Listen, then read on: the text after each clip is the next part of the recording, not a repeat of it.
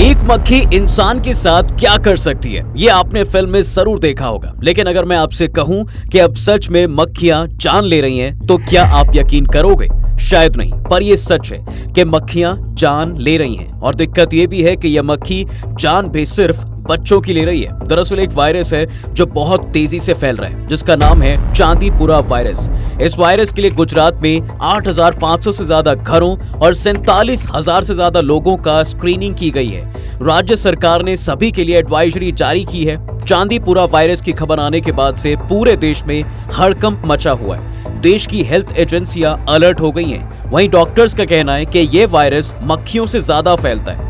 पहले 24 से 72 घंटे बेहद अहम है, क्योंकि उसी वक्त ये बहुत ज्यादा लेथल होता है। अगर इतने वक्त में अस्पताल पहुंच गए तो इलाज मुमकिन है। इसलिए इसने बच्चों से लेकर बड़ों तक में खौफ का माहौल बना रखा है। वैसे इस खौफ की एक वजह और भी है। दरअसल अभी तक इस वायरस के लिए कोई भी वैक्सीन नहीं बन पाई है। ये वायरस इतना खतरनाक है कि 1966 में पहली बार मिला था और आज 58 साल बाद भी इसका इलाज हम ढूंढ नहीं पाए हैं।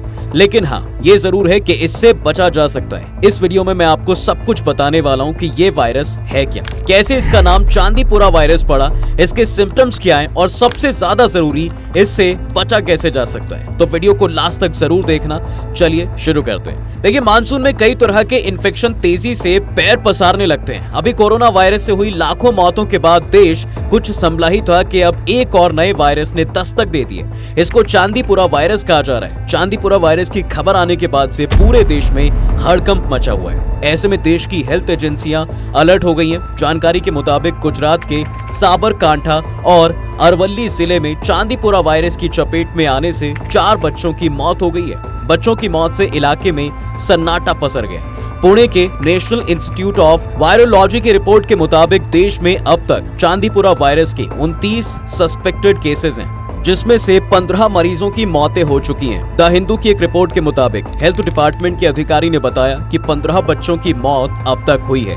इनमें से एक की मौत चांदीपुरा वायरस से हुई है, लेकिन सभी केसेस में जो सिम्टम्स थे वो एक जैसे हैं। इसलिए सभी मौतें चांदीपुरा वायरस से होने की पॉसिबिलिटी भी नजर आ रही है। 2 केस और बताता हूँ। डिप्टी CMHO अंकित जैन के मुताबिक खेरवाड़ा के बलीचा गांव में बच्चा 26 जून को अपने घर पर था। अचानक उसे दौरे आने लगे। पहले उसे उदयपुर के भीलुड़ा CHC ले गए, वहां से गुजरात के हिम्मत नगर सिविल हॉस्पिटल रेफर कर दिया गया और दूसरे दिन उसकी मौत हो गई। दूसरा केस खेरवाड़ा के ही बावलवाड़ा गांव की एक 5 साल की बच्ची का है। बच्ची को 5 जुलाई को उल्टी, दस्त, बुखार की शिकायतों के बाद पहले गुजरात के ईडर हॉस्पिटल ले जाया गया था। बाद में उसे भी गुजरात के हिम्मत नगर रेफर कर दिया गया। उसका ICU में इलाज चल रहा था। 2 दिन पहले उसे वार्ड में शिफ्ट किया गया और अब बच्ची ठीक है। माने इस केस में जो सबसे इंपॉर्टेंट चीज है वो है टाइम, जो मैंने वीडियो के शुरू में आपको बताया था।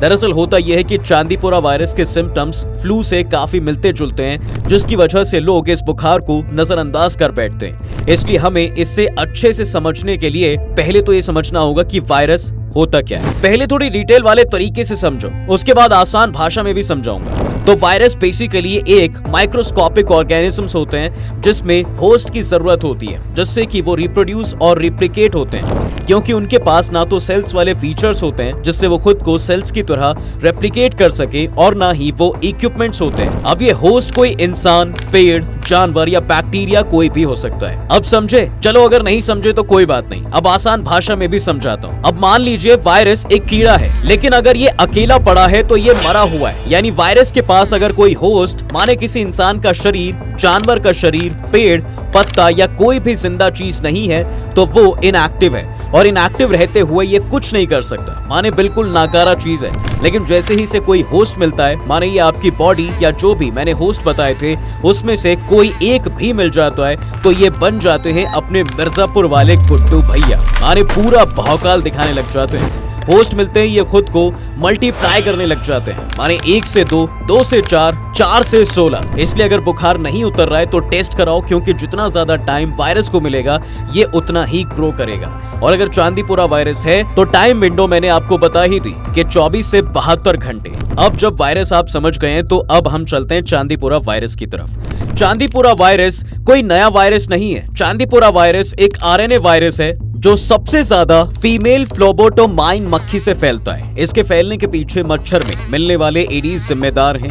अगर इतिहास की बात करें तो साल 1966 में पहली बार महाराष्ट्र में इससे जुड़ा केस मिला था। नागपुर के चांदीपुर में इस वायरस की पहचान हुई थी, इसलिए इसका नाम चांदीपुरा वायरस पड़ गया। इसके बाद इस वायरस को साल 2004 से 2006 और 2019 में आंध्र प्रदेश, महाराष्ट्र और गुजरात में रिपोर्ट किया गया था और अब 2024 में एक बार फिर से ये अपना खौफ फैला रहा है।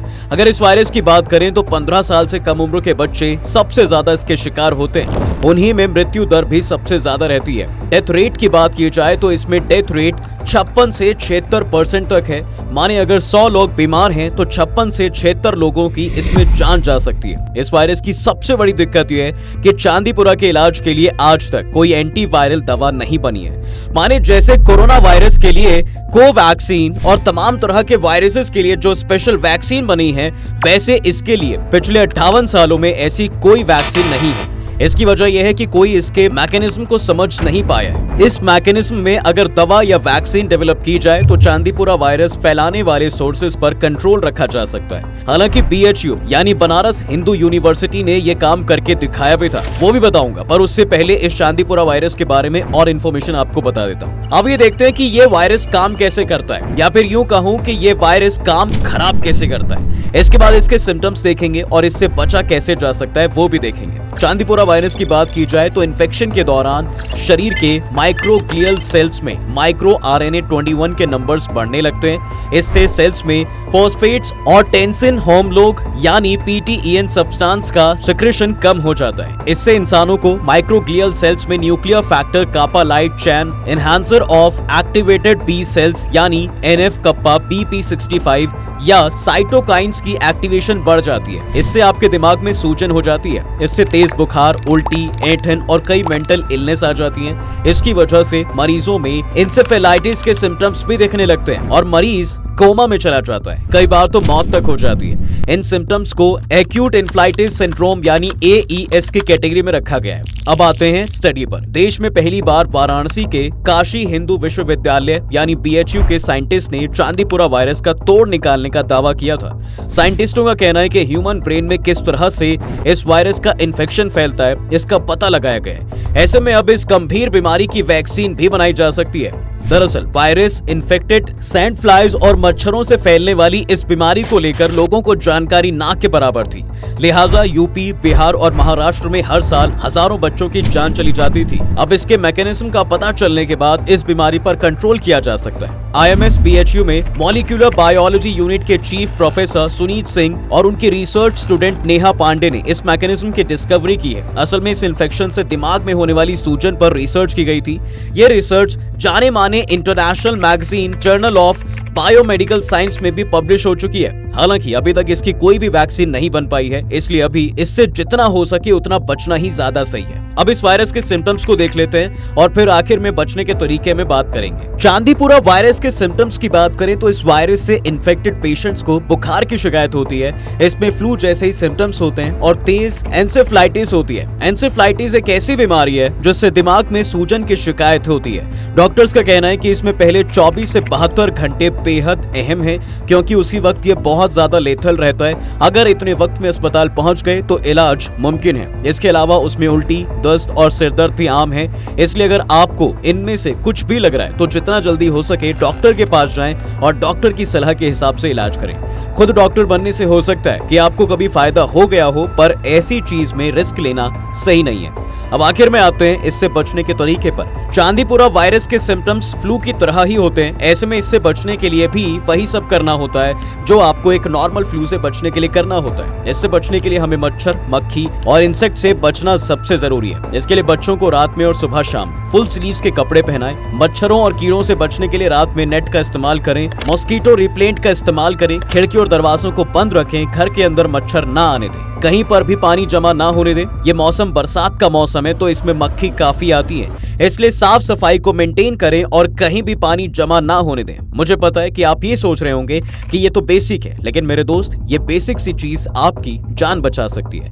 उम्मीद है कि इस वायरस की तमाम इंफॉर्मेशन आपको मिल गई होगी। बाकी अगर अभी भी आपके दिल में, मन में कोई भी सवाल बचा हो तो आप मुझे कमेंट में जरूर बताइए। वीडियो अगर पसंद आई है तो इसे लाइक और शेयर जरूर करें, और अभी तक अगर आपने चैनल को सब्सक्राइब नहीं किया है तो जाते जाते चैनल को सब्सक्राइब जरूर करते जाएं।